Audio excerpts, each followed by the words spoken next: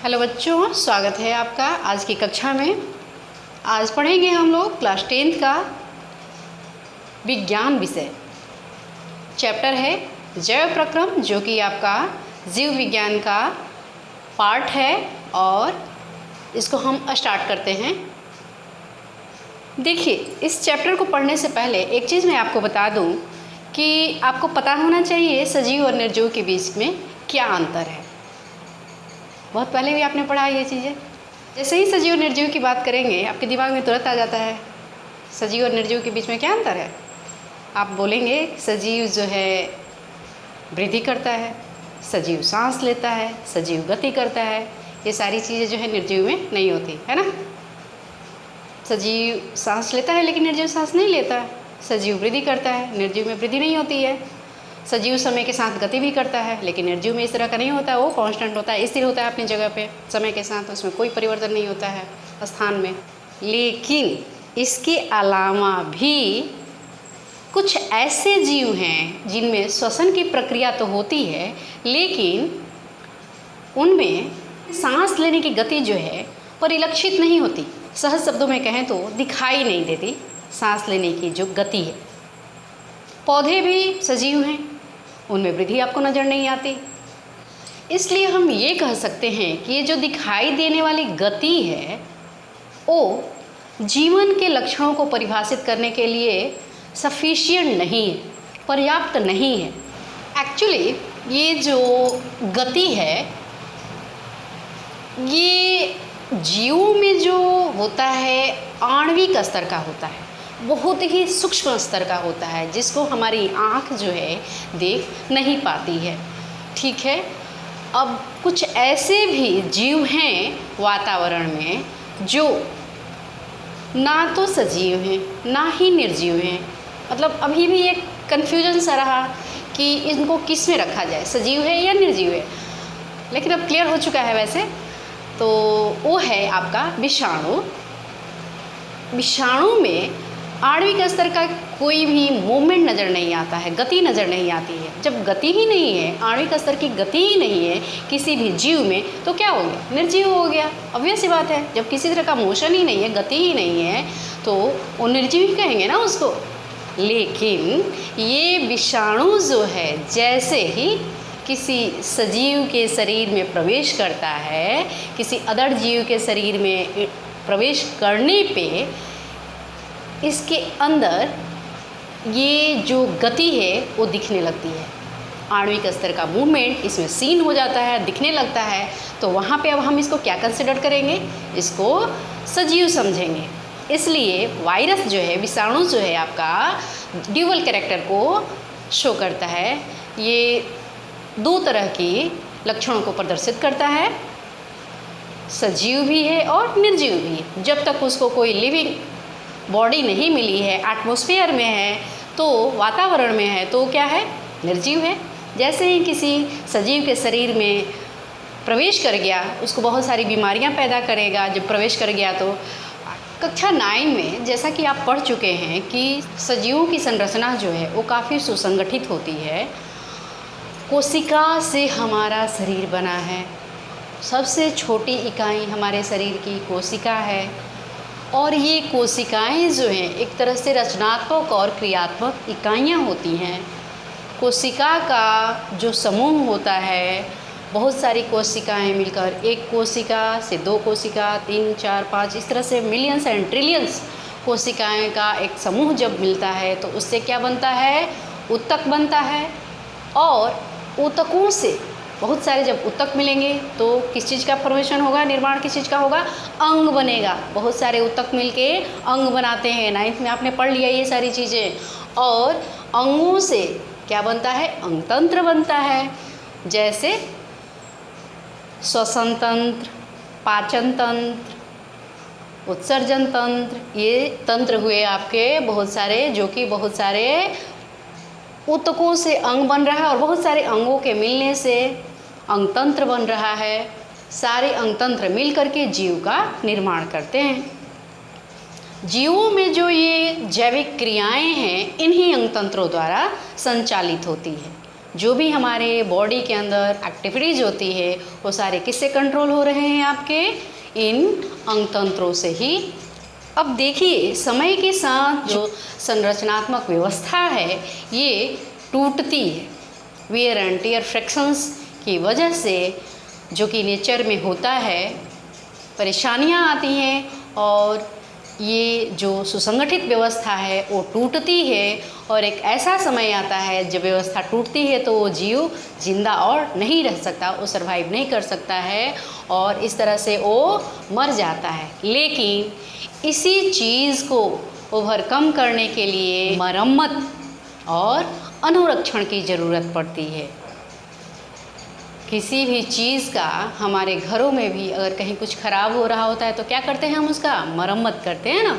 उसी तरह से सजीवों के शरीर के अंदर भी मरम्मत और अनुरक्षण की ज़रूरत पड़ती है। अनुरक्षण शब्द इसको इंग्लिश में मेंटेनेंस कहेंगे, जिससे कि आप इजीली कैच कर। अब आते हैं हम अपने मेन पॉइंट पे। जो सब्जेक्ट, जो चैप्टर है हमारा वो है जैव प्रक्रम। अब जैव प्रक्रम होता क्या है इसको देखते हैं। तो वे सभी प्रक्रम जो सम्मिलित रूप से अनुरक्षण का कार्य करते हैं। मेंटेनेंस, अनुरक्षण मीन्स मेंटेनेंस। बॉडी में वियर एंड टियर, टूट फूट की जो भी घटनाएं होती हैं उसको मेंटेन करने के लिए, मरम्मत करने के लिए सम्मिलित रूप से अनुरक्षण का कार्य करते हैं। वे सभी प्रक्रम जो सम्मिलित रूप से अनुरक्षण का कार्य करते हैं जैव प्रक्रम कहलाते हैं। जीवों का अनुरक्षण कार्य निरंतर होना चाहिए। यह उस समय भी चलता रहता है जब हम सो रहे हों या बैठे हों। ऐसा लगता है कि सो रहे हैं तो हमारी एक्टिविटी बॉडी की जो है वो क्या हो गई, रुक सी गई है। एक्टिविटीज़ हमारी थोड़ी शिथिल हुई होती है, लेकिन हमारे बॉडी का जो प्रोसेस है वो थोड़ी ना स्टॉप है। उस टाइम में सो रहे हैं तब भी उसमें कोई फ़र्क नहीं पड़ता है। मेंटेनेंस की प्रक्रिया जो है, अनुरक्षण की प्रक्रिया जो है चलते रहती है।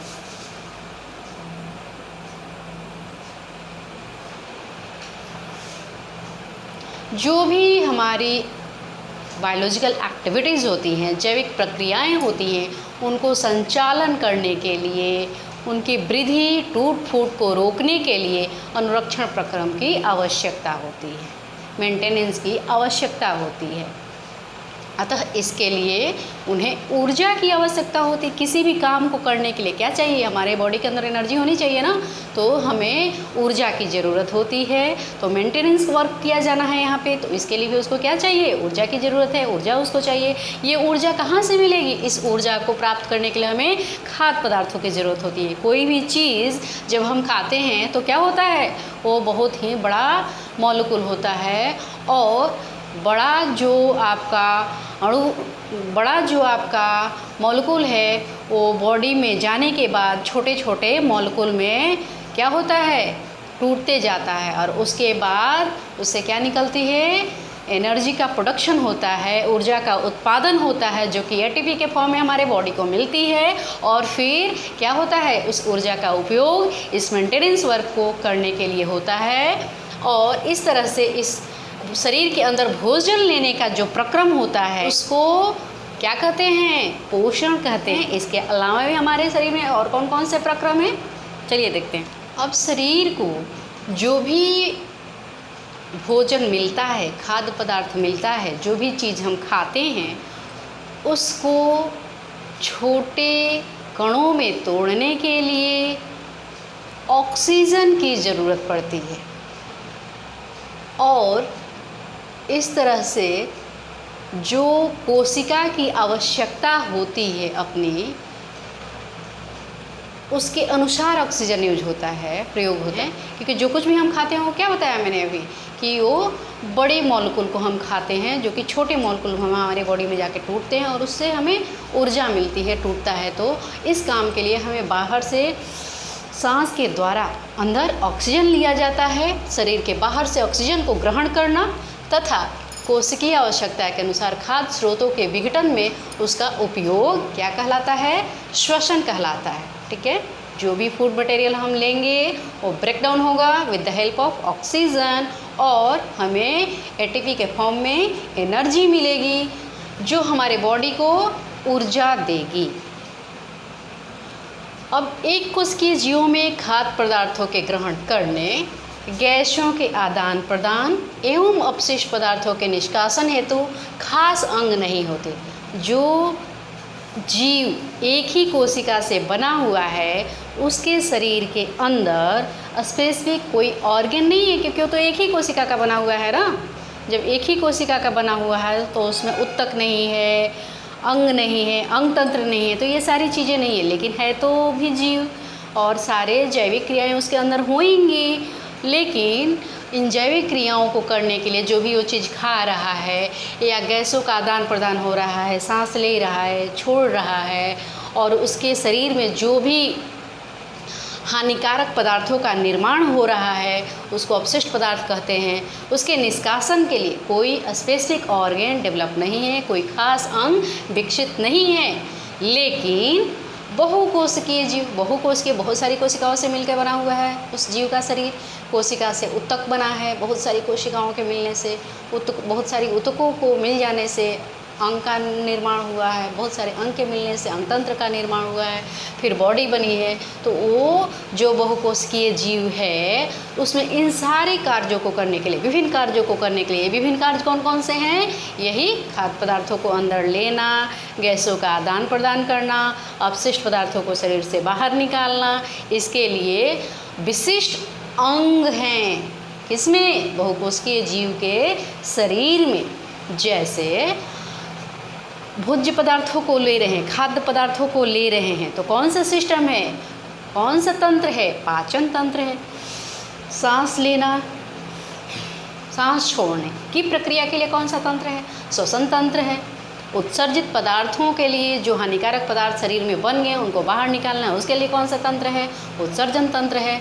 तो इस तरह से ये विशिष्ट क्या हो गए? आपके अंग हैं। शरीर में खून को संचालित करना है, दौड़ाना है, पूरे शरीर में परिसंचरण कराना है, परिसंचरण तंत्र बन गया। इसमें आपका हार्ट और इससे रिलेटेड जो भी आर्टरी और वेन हैं, तो ये एक स्पेसिफिक ऑर्गन हो गए, विशिष्टीकृत अंग हो गए।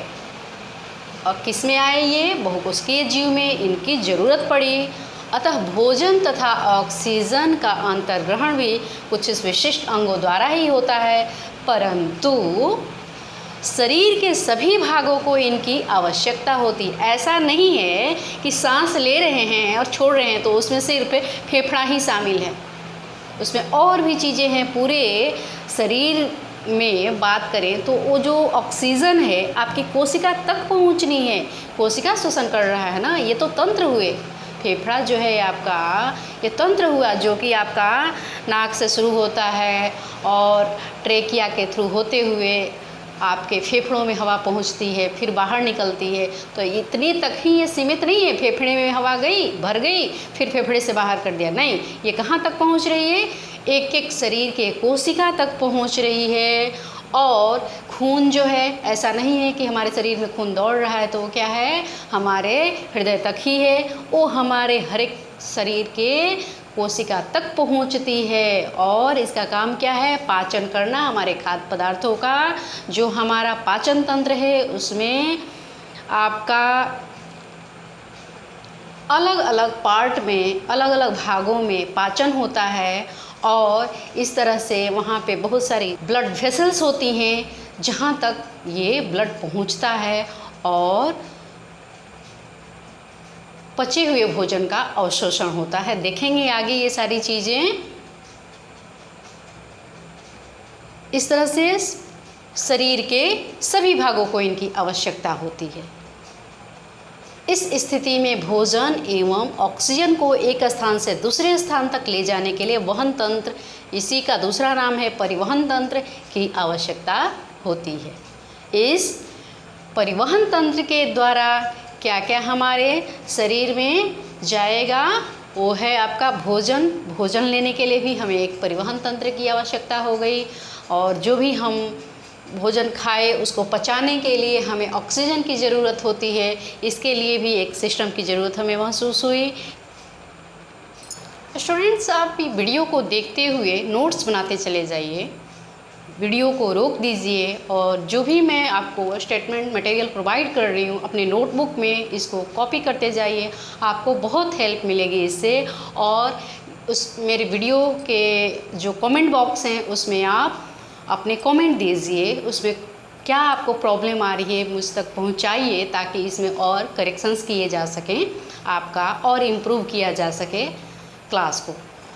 अब जो शरीर के अंदर विभिन्न जैविक क्रियाएं हो रही हैं और इन जैविक क्रियाओं के फलस्वरूप जो शरीर में उत्पाद बन रहे हैं वे हमारे शरीर के लिए अनुपयोगी होते हैं, कोई उनका उपयोग नहीं होता है। और हमारे शरीर में जब ये अनुपयोगी हैं तो हमारे शरीर में ये बहुत ही हानि पहुंचाते हैं, हानिकारक होते हैं हमारे शरीर के लिए। जब हमारे शरीर के लिए हानिकारक हुए तो क्रिएशन कुछ इस तरह का है बॉडी का कि हमारे शरीर से इनके बाहर होने के लिए भी एक सिस्टम काम करता है और इसको अपशिष्ट पदार्थों को, अपशिष्ट उत्पादों को, हानिकारक पदार्थों को बाहर निकालने के लिए जो एक अति आवश्यकता महसूस हो गई और इस जो प्रक्रम ने इसमें पार्टिसिपेट किया, जो प्रक्रम इसके लिए है हमारे शरीर में, वो है आपका उत्सर्जन। इस तरह से ये जैव प्रक्रम के अंडर हमने क्या क्या पढ़ा, कौन कौन सा प्रक्रम पढ़ा? पोषण पढ़ा, श्वसन पढ़ा, परिसंचरण पढ़ा और उत्सर्जन पढ़ा। इसको आगे एक एक करके हम पढ़ेंगे। काफ़ी लेंदी चैप्टर है आपका ये, हर एक दिन एक एक करके इसको हम पोषण को, श्वसन को, परिसंचरण को और उत्सर्जन को एक एक करके देखेंगे। अब देखिए आपके एनसीईआरटी बुक में पेज नंबर 105 है। पेज नंबर 105 पर कुछ क्वेश्चंस दिए हुए हैं जिसको एक एक करके हम यहाँ पे देखते हैं। क्वेश्चन नंबर 1 जो है, हमारे जैसे बहुकोशिकीय जीव में ऑक्सीजन की आवश्यकता पूरी करने में विसरण क्यों अपर्याप्त है? लिखेंगे बहुकोशिकीय जीवों में ऑक्सीजन की आवश्यकता पूरी करने में विसरण अपर्याप्त है।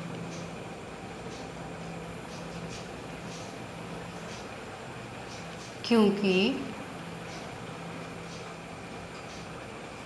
यहाँ जितनी भी कोशिकाएं होती हैं बहुकोशिकीय जीव में, वो क्या होती हैं? वातावरण के सीधे कांटेक्ट में नहीं होती। बहुकोशिकीय जीव में सभी कोशिकाएं वातावरण सीधे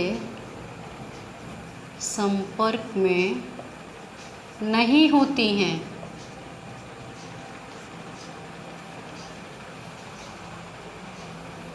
अतः विसरण सभी कोशिकाओं की आवश्यकताओं को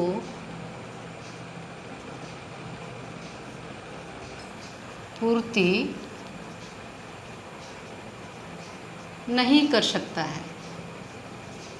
ठीक है, हमारे जैसे बहुकोशिकीय जीवों में ऑक्सीजन की आवश्यकता पूरी करने में विसरण क्यों अपर्याप्त है?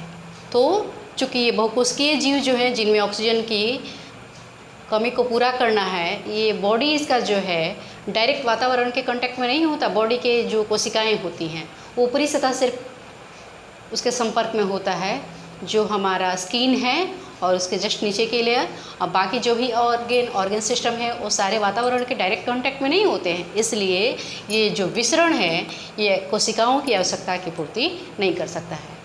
ये एक कोशिकीय जीव में विसरण से ऑक्सीजन की पूर्ति होती है, क्योंकि उसका शरीर जो है एक ही कोशिका से बना हुआ है और वो पूरा क्या है, वातावरण के कांटेक्ट में होता है, संपर्क में होता है।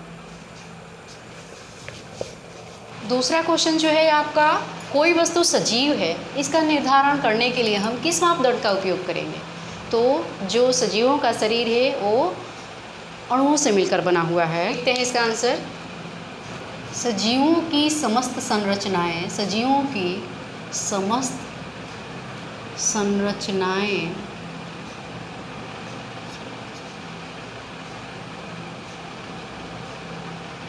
अणुओं से मिलकर बनी हैं, अणुओं से मिलकर बनी हैं। सजीवों को अपने संरचनाओं की मरम्मत जरूरी है, अनुरक्षण उसका जरूरी है, इसलिए हमेशा अणुओं को गतिशील रखने की क्षमता होनी चाहिए। स्पष्ट होता है, इससे स्पष्ट होता है कि जीव के जीवित होने का प्रमाण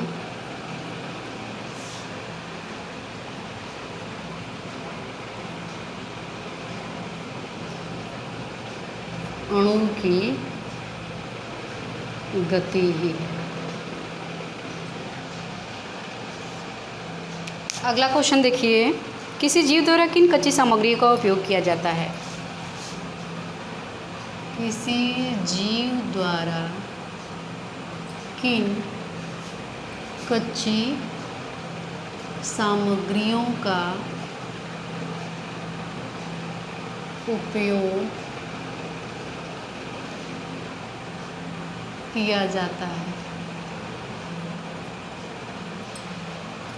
देखेंगे, किसी जीव द्वारा ऑक्सीजन,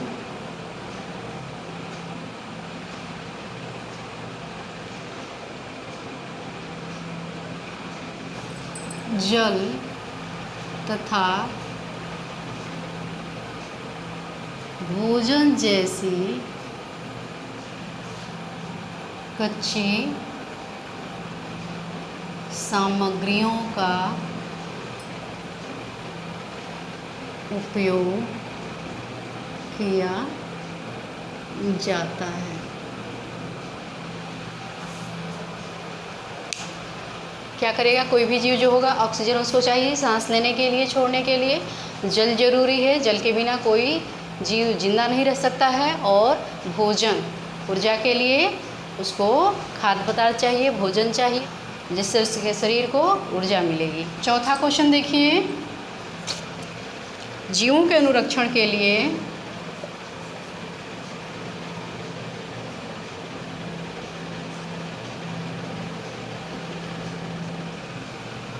आप किन प्रक्रमों को आवश्यक मानेंगे? आप किन प्रक्रमों को